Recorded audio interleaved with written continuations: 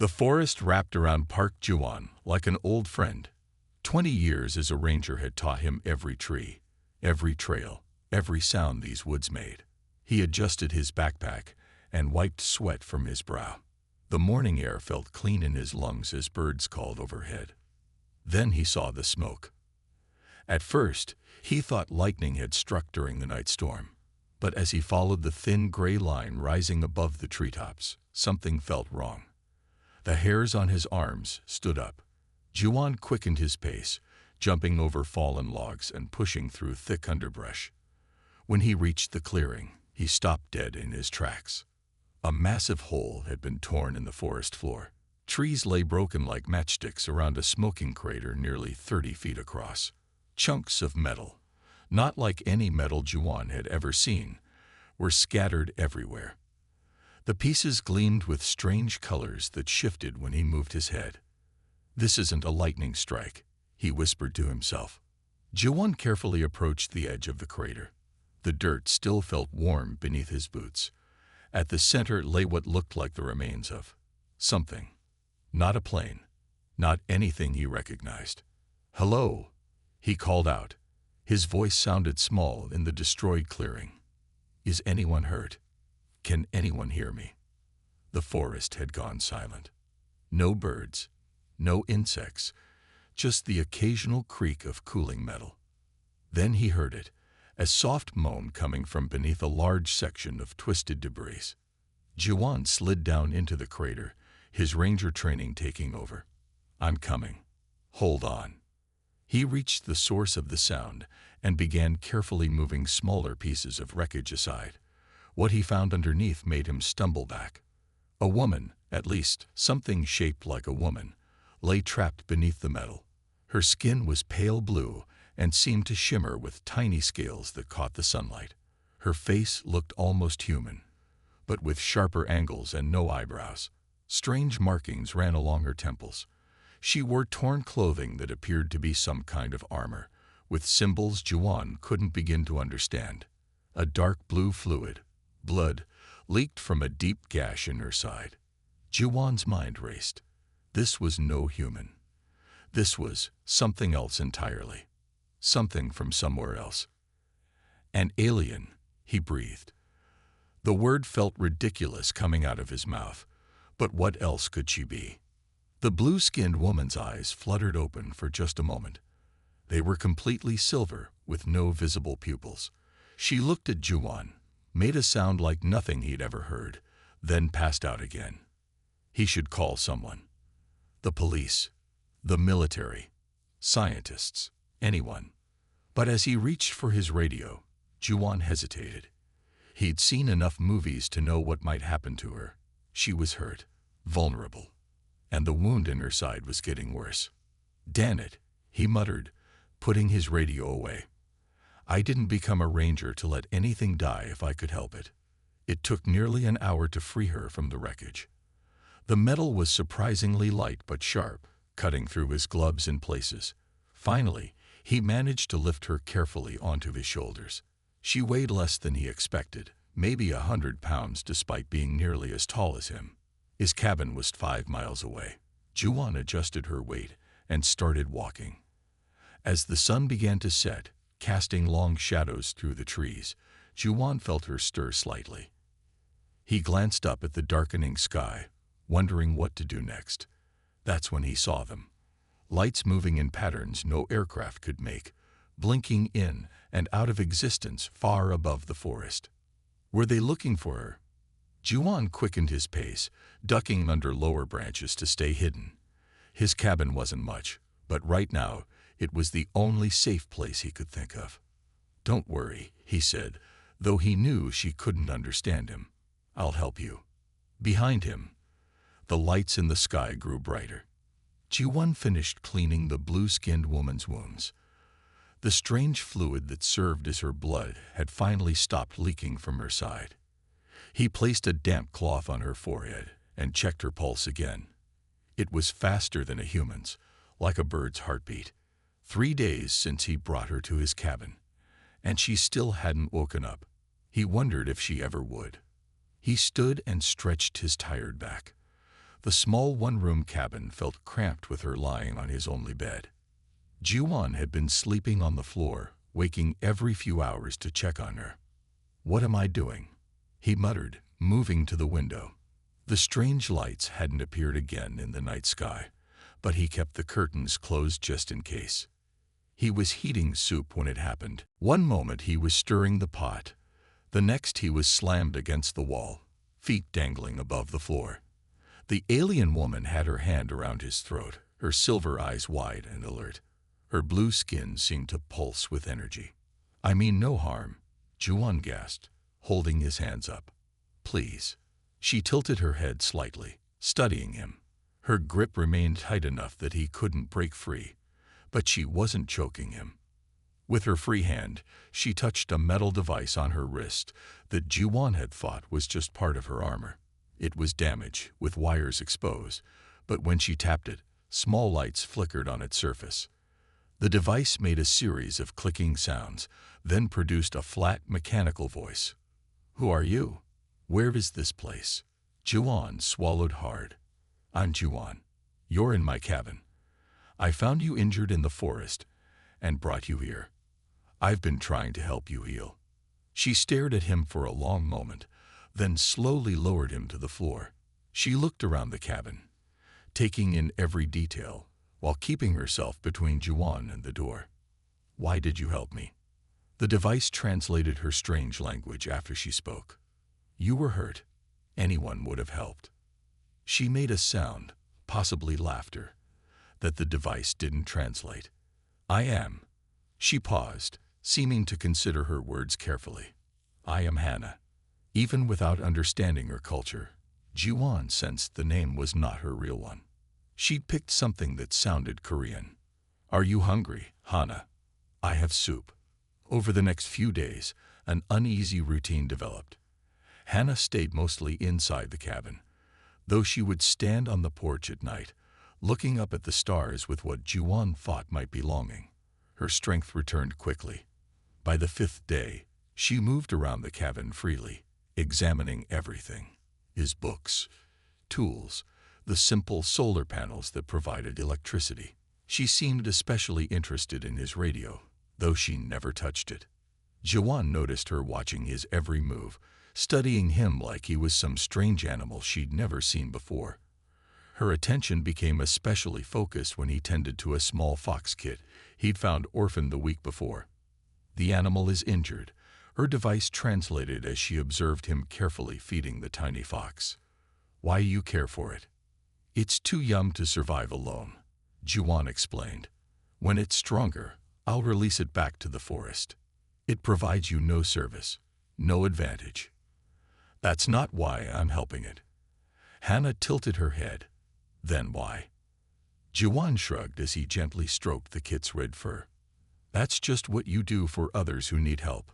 Any living thing deserves care when it's suffering." Hannah went very still. The expression that crossed her face was hard to read on her alien features, but Juan sensed something like confusion mixed with disbelief. Later that evening, he found her sitting cross-legged on the porch, watching the fox kit sleep in its box. Something in her posture had changed. She seemed less tense, less ready to attack. "My people," she said slowly through her device, "do not think this way. About helping others. About helping without gain." She turned her silver eyes to him. "It is new to me." For the first time since she'd arrived, Juan felt like they might actually be able to talk. Really talk. "Tell me about your people," he said. Hannah looked up at the night sky. "I am not sure I should." "This plant is poisonous," Juan explained, pointing to red berries growing along the forest path. "But these blue ones are safe to eat." Hannah nodded, absorbing the information. Over the past 2 weeks, she'd learned much about Earth's forests from him. Her wounds had healed completely, leaving only faint blue marks on her scaled skin. They walked in comfortable silence.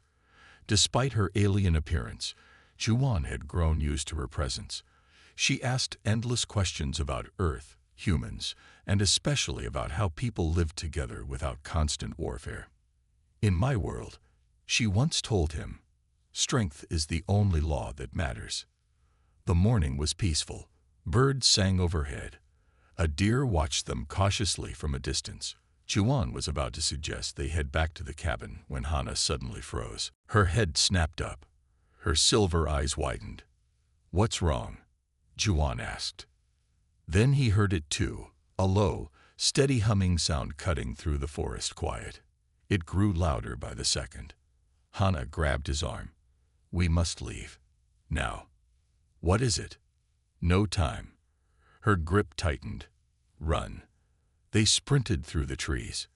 Jiwan had no idea where they were going, but Hana moved with purpose, pulling him along. The humming became a roar that seemed to shake the very air. "This way," she hissed, dragging him into a dense thicket. They crouched low as the sound passed directly overhead. Through gaps in the leaves, Jiwan saw it, a sleek, dark craft unlike any aircraft he'd ever seen. It moved silently now, hovering over the forest. "It's heading for the cabin," he whispered. Hana nodded grimly. "Stay down." They watched as the craft descended into the small clearing near his cabin. It was shaped like an arrowhead, with no visible windows or doors. The outer hull shimmered with the same strange, color-shifting metal Juan had seen at the crash site. A section of the hull slid open. 3 figures emerged. Even from a distance, Juwan could tell they weren't human. They wore fitted armor similar to the fragments Hana had been wearing when he found her. Each carried what could only be weapons. "Who are they?" Juwan whispered as they watched from hiding.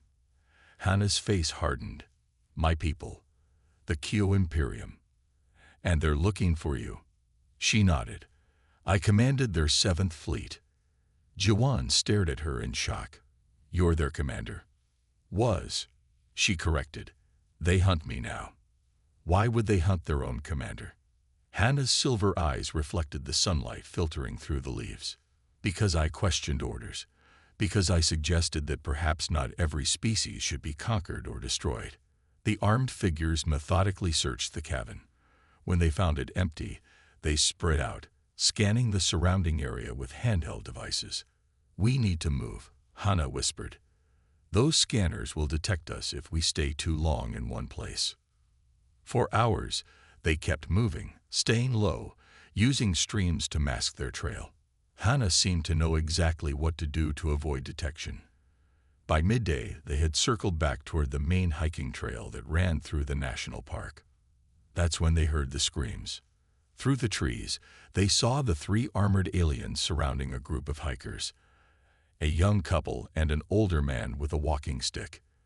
The aliens had the hikers on their knees. "Where is the blue female?" One alien demanded in perfect Korean. His voice sounded artificial, probably using translation technology like Hana's. "We don't know what you're talking about," the older man said. "Please, we're just tourists." The alien raised his weapon. Humans lie. "The commander was tracked to this region. You will tell us where she is hiding." Jiwan felt sick. He started to rise, but Hana pulled him back down. "You can't help them," she whispered. "We have to do something." They watched as the aliens separated the hikers. One alien pressed a small device against the young woman's neck. She screamed in pain. "This isn't right," Hana murmured, almost to herself, her hands clenched into fists. Jiwan looked at her. Something had changed in her expression. A hardness, a focus that hadn't been there before. For the first time, he could imagine her as a military commander. "I thought you said we couldn't help them," he said. Hana's silver eyes narrowed. "I said you couldn't." Jiwan woke to the sound of birds just before sunrise. The small cave they'd found yesterday had kept them hidden through the night. Hana wasn't beside him. She often wandered off alone, especially in the early hours. 5 days since they'd seen the aliens interrogating the hikers. 5 days of constant movement through the mountains.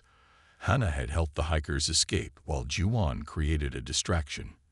The aliens had lost their trail, but Hana insisted they weren't safe yet. "They will call for more hunters," she had explained. Jiwan crawled out of the cave, stretching his sore muscles. The forest was peaceful in the soft morning light. He knelt by a small stream to wash his face. That's when they grabbed him. Strong hands seized his arms from behind. Before he could shout, something cold pressed against his throat. "Do not move, human," a voice hissed in his ear. 3 alien soldiers in dark armor had surrounded him. Their helmets covered most of their faces, but Juan could see blue skin around their mouths and eyes. They looked like Hana's people, but harder, more cruel. "Where is she?" the tallest one demanded. Juan shook his head. "I don't know." A sharp blow to his stomach knocked the wind from him. He doubled over, gasping. "We tracked the traitor to these mountains," the alien said. "Our scanners detected 2 life forms in this area. 1 human, 1 Kyo. You have been traveling with her." They dragged Juan through the forest toward a clearing where their ship waited. The sleek craft was larger than the one he'd seen before, with strange markings along its hull. "We know you've harbored the traitor," their leader snarled, shoving Juan forward. "Where is Commander Hana?" Juan stayed silent. Even if he wanted to tell them, he genuinely didn't know where Hana had gone. The leader raised some kind of weapon to Juan's head. "Last chance, human." A strange whistling sound cut through the air. The leader stiffened, then slowly looked down at the thin metal rod suddenly protruding from his chest. Blue blood spread across his armor.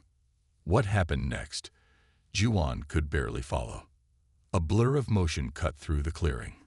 Hana appeared as if from nowhere, moving faster than seemed possible. She wasn't the quiet, thoughtful alien he'd come to know over the past weeks. This was something else entirely. Her body flowed like water between the soldiers. Each movement was precise, deadly. She struck one soldier in the neck, and he dropped instantly. The second managed to fire his weapon, but Hana was already gone, appearing behind him with frightening speed. The ghost of Seyun. The soldier gasped in terror before Hana's hand struck his helmet, cracking it open. In less than 20 seconds, all 3 soldiers lay on the ground. Not one had managed to land a blow on her. Juan stood frozen, unable to process what he'd just witnessed. Hana straightened up, breathing evenly, as if she'd done nothing more strenuous than take a walk. She looked at him with those silver eyes, and for the first time, he felt afraid of her. "Are you injured?" she asked. Juan shook his head. "We must move quickly," she said, already gathering supplies from the fallen soldiers. "The ship will report their failure. More will come." They traveled in silence for hours, climbing higher into the mountains.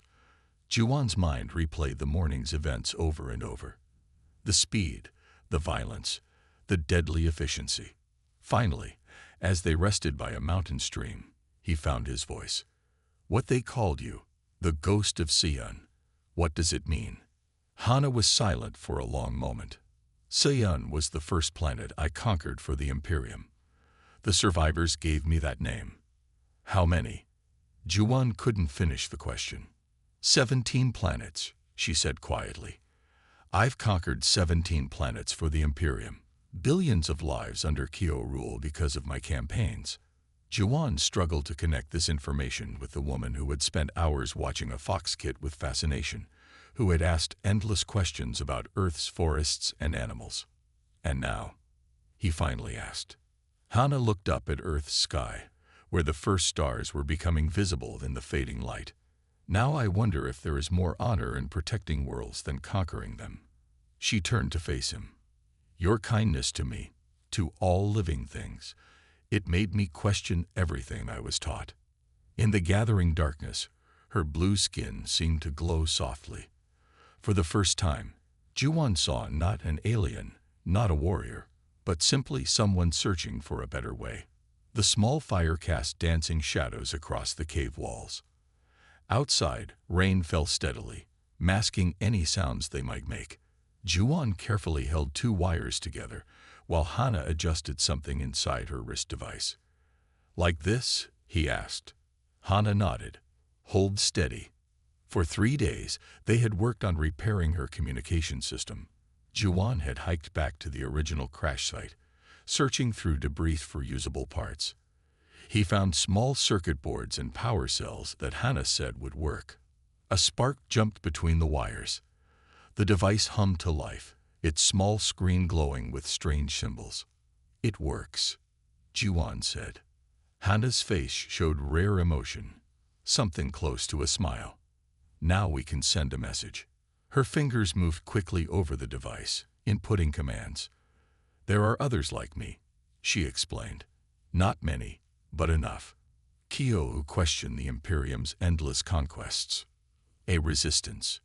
Juwan asked. "They would not call themselves that." "Not yet, but they will listen to me." The device beeped softly. Hannah spoke in her language, complex sounds that the translation function converted to Korean for Juwan's benefit. "This is Commander Sori of the 7th Fleet. I am alive. Earth has given me sanctuary. I have critical information."